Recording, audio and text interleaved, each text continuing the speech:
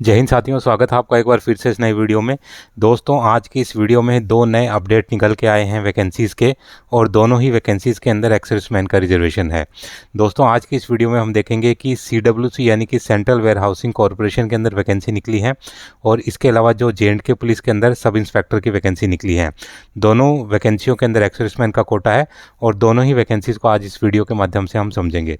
दोस्तों, सैनिकों से जुड़ी सारी खबरों को जानने के लिए सब्सक्राइब का बटन दबाएं और बेल आइकन को प्रेस करके ऑल का बटन दबाएं ताकि सारी लेटेस्ट जानकारी आप तक पहुंचे सबसे पहले। तो चलिए शुरू करते हैं वीडियो। तो दोस्तों, सबसे पहले बात कर लेते हैं जो वैकेंसी निकली है सेंट्रल वेयर हाउसिंग कॉरपोरेशन के अंदर। तो जैसा कि आप जानते हैं, सेंट्रल वेयर हाउसिंग कॉरपोरेशन एक पब्लिक सेक्टर अंडरटेकिंग है, जिसको कि ministry of consumer affairs, food and public distribution का जो ऑफिस है वो कंट्रोल करता है। और इसका जो मेन काम होता है वो होता है कि एग्रीकल्चर के लिए स्टोरेज फैसिलिटीज़ को प्रोवाइड करना। तो अभी हम देख लेते हैं कि इसके जो इंपॉर्टेंट डेट्स हैं वो क्या क्या हैं। तो इसके जो ऑनलाइन फॉर्म है वो 14 दिसंबर 2024 से स्टार्ट हो चुके हैं। फॉर्म्स को जो फिलअप करने की लास्ट डेट है वो 12 जनवरी 2025 है। दोस्तों, CWC के अंदर वैसे तो काफ़ी कैटेगरीज़ के अंदर वैकेंसी निकली है, लगभग 8-9 कैटेगरीज़ हैं, लेकिन हम यहाँ पर बात करेंगे जिनमें सिर्फ एक्स सर्विसमैन का कोटा है। तो एक्स सर्विसमैन का कोटा है वो दो ही वैकेंसीज़ के अंदर है। एक जूनियर टेक्निकल असिस्टेंट, इसके अंदर 12 पोस्ट हैं वो एक्स सर्विसमैन के लिए रिजर्व है, और एक junior technical assistant SRD NE, यहाँ पर एक जो पोस्ट है वो एक्स सर्विसमैन के लिए रिजर्व है।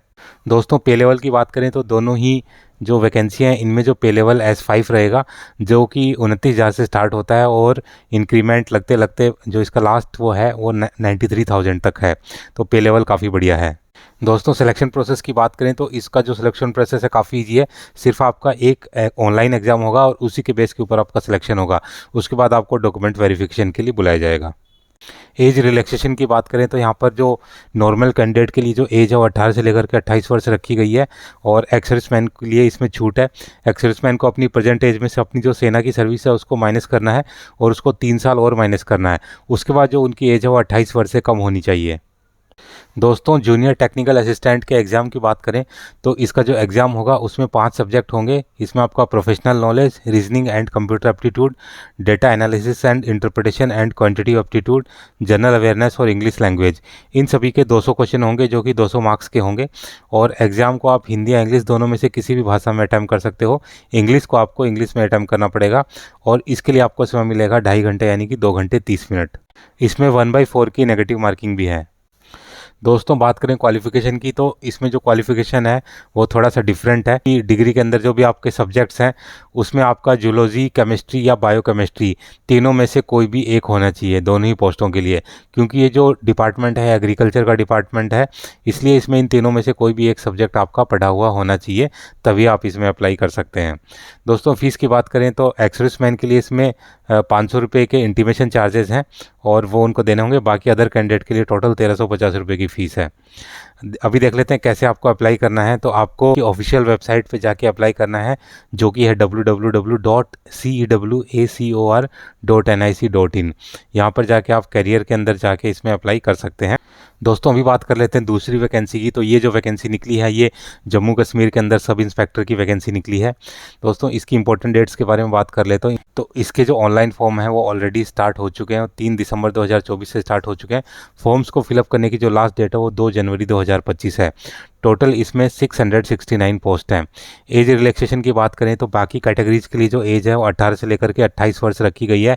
एक्स सर्विसमैन को सेम इसमें जैसे बाकी गवर्नमेंट जॉब्स में होता है, उनको अपनी प्रेजेंट एज में से अपनी सेना की सर्विस को माइनस करना है, और 3 साल और माइनस करना है। उसके बाद जो उनकी एज है वो 28 वर्ष से कम होनी चाहिए।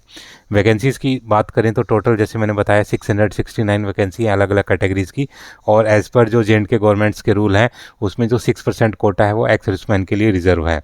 दोस्तों, बात कर लेते हैं सिलेक्शन प्रोसेस की। तो इसका जो सिलेक्शन प्रोसेस है 3 भागों में कंप्लीट होगा। पहले आपका रिटन टेस्ट होगा, फिर आपका फिजिकल स्टैंडर्ड टेस्ट होगा, और अंत में आपका फिजिकल एंड्योरेंस टेस्ट होगा। 1 बाय 1 देख लेते हैं कि इनमें क्या क्या चीज़ें आएंगी। जो आपका रिटन टेस्ट होगा पूरा ऑब्जेक्टिव टाइप होगा, और मल्टीपल चॉइस उसमें क्वेश्चन आएंगे। हर क्वेश्चन के 4 या 5 विकल्प होंगे, जो कि आपको उनमें से एक चूज़ करना होगा। ये पूरा का पूरा सिर्फ आपका इंग्लिश लैंग्वेज के अंदर ही होगा। उसके बाद हर जो रॉन्ग आंसर है यानी कि नेगेटिव मार्किंग आपकी 1/4 मार्क की होगी।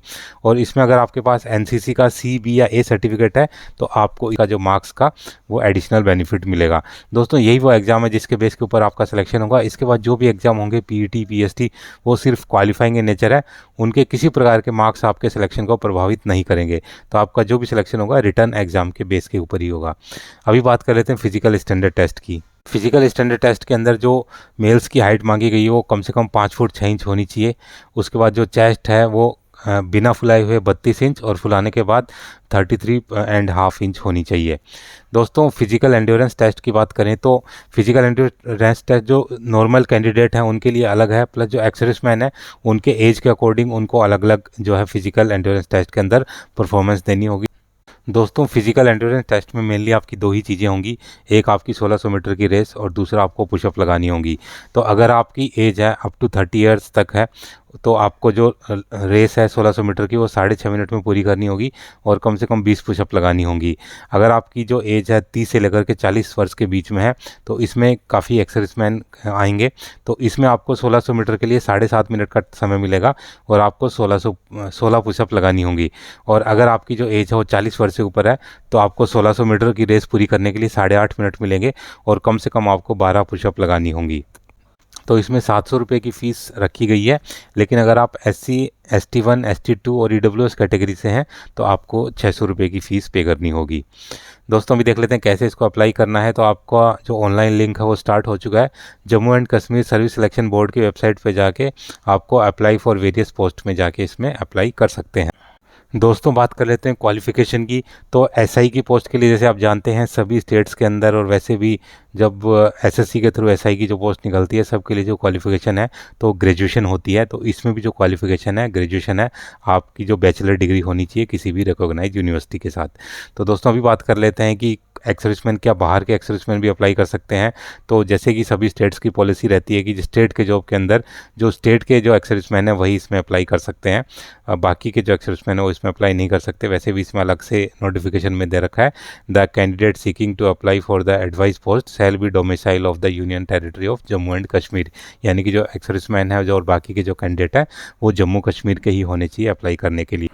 तो दोस्तों ये थी सारी जानकारी। इसी के साथ ही वीडियो समाप्त करता हूँ। उम्मीद है कि वीडियो आपको पसंद आया होगा। वीडियो अगर पसंद आए तो लाइक शेयर सब्सक्राइब करना ना भूलें और बने रहे मेरे साथ इसी प्रकार के इंटरेस्टिंग वीडियोज़ के लिए। वीडियो बने रहने के लिए आप सभी का धन्यवाद। जय हिंद।